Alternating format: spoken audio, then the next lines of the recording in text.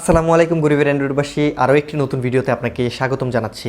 তো বেশ লম্বা সময় ধরেই কিন্তু আমরা রিয়েলমির তরফ থেকে তেমন কোনো বাজেট সেগমেন্টে ফ্ল্যাগশিপ কিলার ফোন পাচ্ছি না। যেমনটা রিয়েলমি X3 Pro কিন্তু বাজারে লঞ্চ করেছিল তারা, এবং তখনকার সময় কিন্তু বাজেট সেগমেন্টে সেই ফোনটা কিন্তু অনেক সাড়া জাগিয়েছিল।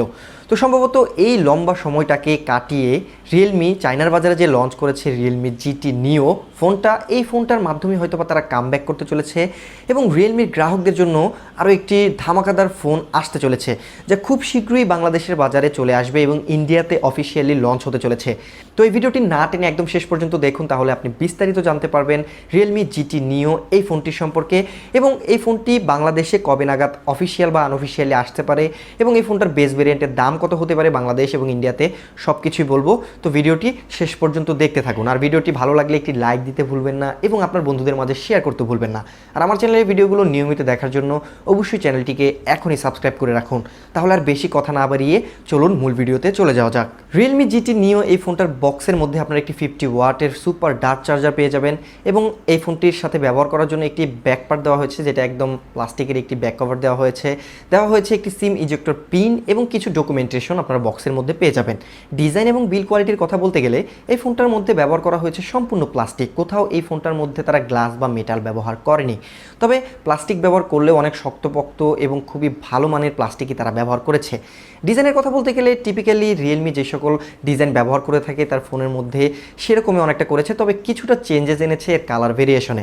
এই ফোনটি আপনারা মার্কেট থেকে 3টা কালারে অ্যাভেলেবল পেয়ে যাবেন।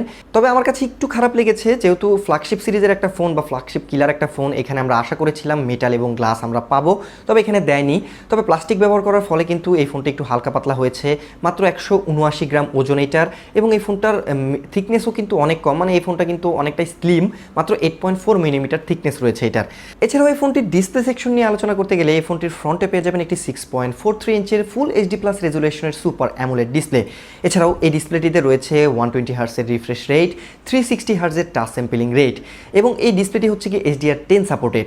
তো অল ওভার দিক থেকে সুপার অ্যামোলেড ডিসপ্লের পাশাপাশি যেহেতু এখানে 120 হার্টসের রিফ্রেশ রেট রয়েছে, 360 রিফ্রেশ হার্টসের একটা টাচ স্যাম্পলিং রেটও রয়েছে, যার ফলে আপনারা যখন এই ফোনটার মাধ্যমে গেমস খেলবেন তখন অনেক বাটারি একটা স্মুথ এক্সপিরিয়েন্স পাবেন, বা যখন এই ফোনটার ডিসপ্লেটা ব্যবহার করবেন তখন আপনারা বুঝতে পারবেন। তো এইবার কথা বলবো এই ফোনটির ক্যামেরা সেকশন নিয়ে। এই ফোনটির পেছনে পাবেন 3টি ক্যামেরা, যার মেইন ক্যামেরাটি 64 মেগাপিক্সেলের একটি সোনির সেন্সর, এবং এটির অ্যাপারচার হচ্ছে কি f1.8। এছাড়াও এর পাশাপাশি একটি 8 মেগাপিক্সেলের আলট্রা ওয়াইড অ্যাঙ্গেল লেন্স রয়েছে এবং 2 মেগাপিক্সেলের একটি ম্যাক্রো শুটার রয়েছে। ফ্রন্টে পাচ্ছেন 16 মেগাপিক্সেলের একটি সেলফি শুটার ক্যামেরা।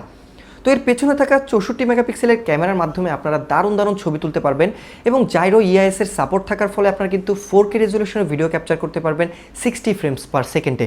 তো বুঝতেই পারছেন, ভালো স্লো মোশন ভিডিও করতে পারবেন। তো এই ফোনটার তরফ থেকে ভালো একটা ভিডিও আউটপুট এবং ছবি তোলার কাজেও কিন্তু ভালো একটা আউটপুট পাবেন, এটা আমি আশা রাখছি।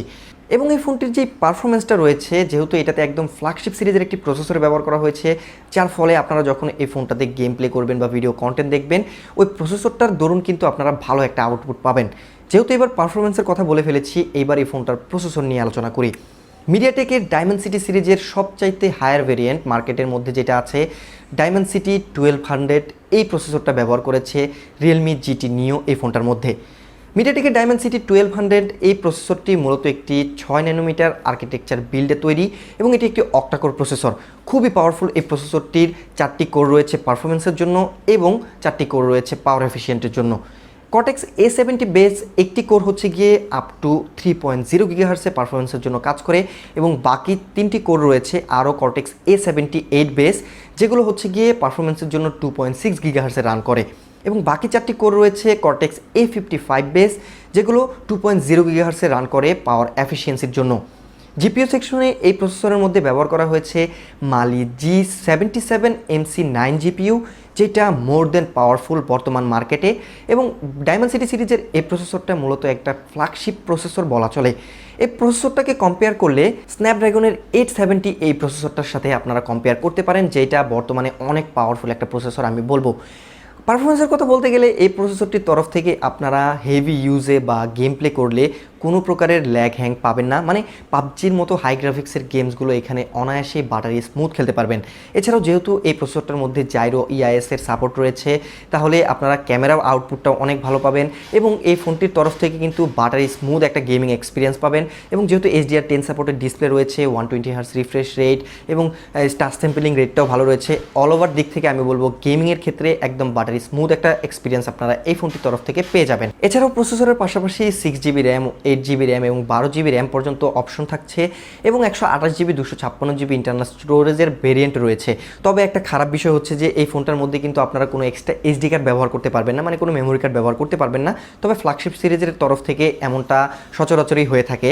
তবে আপনার যদি বেশি স্টোরেজের প্রয়োজন হয় আপনারা 256GB ভেরিয়েন্টটি বাজার থেকে কিনে নিতে পারেন।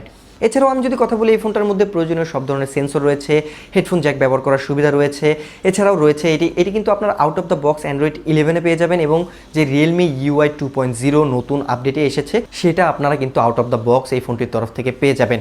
এবং আমি যদি ব্যাটারি লাইফ নিয়ে কথা বলি, এই ফোনটির মধ্যে আপনারা 4500 mAh একটি ডুয়েল সেল ব্যাটারি পেয়ে যাবেন, যেটাকে চার্জ করার জন্য বক্সের মধ্যেই একটি 50 ওয়াটের ফাস্ট চার্জার পেয়ে যাবেন। তো ব্যাটারি চার্জিংয়ের কথা বলতে গেলে এই ফোনটি 45 থেকে 50 মিনিটের মধ্যেই দ্রুত চার্জ করে নিতে পারবেন। এবং ব্যাটারি লাইফের কথা বলতে গেলে আপনারা বুঝতেই পারছেন, সুপার AMOLED ডিসপ্লে, পাওয়ার এফিশিয়েন্ট একটি 6 ন্যানোমিটারের প্রসেসর রয়েছে, যার ফলে আপনারা অনায়াসেই নর্মাল ইউজে 1 থেকে 1.5 দিন কাটিয়ে নিতে পারবেন এবং হেভি ইউজ করলেও সারাদিন আরামসে চলে যাবে। এবং আপনারা দিন শেষে হয়তো বা একবার একটা চার্জ দিয়ে দিলেই হবে, কারণ অনেক ফাস্ট একটা চার্জার বক্সে পেয়ে যাবেন। এবং আমি যদি কথা বলি যে অনেকেই ভাবেন যে কেন 4500 mAh ব্যাটারি দেয়, রিয়েলমি কিন্তু ডুয়েল সেল ব্যাটারি ব্যবহার করে, মানে যখন চার্জ হয় 50 ওয়াটের ফাস্ট চার্জারটা যখন চার্জ হয় তখন 2 ভাগে ভাগ হয়ে চার্জ হয়, যার ফলে আপনারা একটানা 2-3 বছর ফোনটাকে ব্যবহার করলেও এর ব্যাটারির লাইফটা কমে না। তো এইটার দিক থেকে আমি বলবো রিয়েলমির তরফ থেকে অনেক ভালো একটা আপগ্রেড বলতে পারেন এবং অনেক ভালো একটা টেকনোলজি বলতে পারেন। তো যাই হোক, এই ছিল মূলত রিয়েলমি GT Neo এই ফোনটির সম্পর্কে একটা ওভারভিউ বা স্পেসিফিকেশন রিভিউ আপনারা বলতে পারেন। এই ফোনটির যা আমি তথ্য পেয়েছি আপনাদেরকে জানানোর চেষ্টা করেছি। এইবার আমি প্রাইজের বিষয়ে কথা বলতে গেলে, এই ফোনটি চায়নার বাজারে 128GB ভেরিয়েন্টটি 1799 ইয়েন মানে 1800 ইয়েনে লঞ্চ করা হয়েছে। তো চায়নাতে 1800 ইয়েন যেটা কনভার্ট করলে 22 থেকে 23,000 টাকা হয় বাংলাদেশের বাজারে, যেটা একটা লিক্সের দরুন জানা গেছে যে ইন্ডিয়ার বাজারে 20 থেকে 22,000 ইন্ডিয়ান রুপিতে লঞ্চ হতে পারে এর বেস ভেরিয়েন্টটি।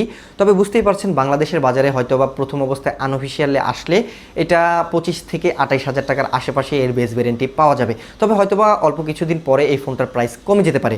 আর অফিশিয়াল লঞ্চ ডেটের কথা বলতে গেলে বাংলাদেশে এটার অফিশিয়ালি আসার কোনো সম্ভাবনা নেই, বা আদৌ আসবে কিনা এটা সম্পর্কে জানা যায়নি। তবে আনঅফিশিয়ালি এপ্রিলের শেষের দিকে অথবা মে মাসের শুরুর দিকে এটা আপনারা 28 থেকে 30,000 টাকার অ্যারাউন্ড একটা প্রাইসের মধ্যেই পেয়ে যাবেন। তো এই ফোনটার প্রাইস কেমন হলে ভালো হয়, বা এই ফোনটার মধ্যে কী কী ঘাটতি রয়েছে, বা কী আপনার মতামত অবশ্যই ভিডিওতে কমেন্ট করে জানাবেন। এছাড়াও ভিডিওটি যদি ভালো লেগে থাকে বা উপকারে এসে থাকে একটি লাইক দিতে ভুলবেন না এবং শেয়ার করতে ভুলবেন না আপনার বন্ধুদের মাঝে। আমাদের ফেসবুক পেজ রয়েছে, গ্রুপ রয়েছে, ডিসক্রিপশনে থাকা লিঙ্কে ক্লিক করে আমাদের ফেসবুক পেজ এবং গ্রুপে জয়েন করতে পারেন। সেখান থেকে আমাকে পার্সোনালি মেসেজ করতে পারেন। আর আমার চ্যানেলের ভিডিওগুলো যদি নিয়মিত পেতে চান তাহলে এখনই চ্যানেলটিকে সাবস্ক্রাইব করে রাখুন আর পাশে থাকা বেল আইকনটিতে প্রেস করতে একদমই ভুলবেন না, তাহলে যখনই আমি ভিডিও আপলোড করব তখনই আপনার কাছে নোটিফিকেশন চলে যাবে। তো আজকের মতো এই পর্যন্তই, আবারও হাজির হব নতুন কোনো এরকমই ইন্টারেস্টিং ভিডিও নিয়ে। ততক্ষণ ভালো থাকবেন, সুস্থ থাকবেন, আল্লাহ হাফেজ।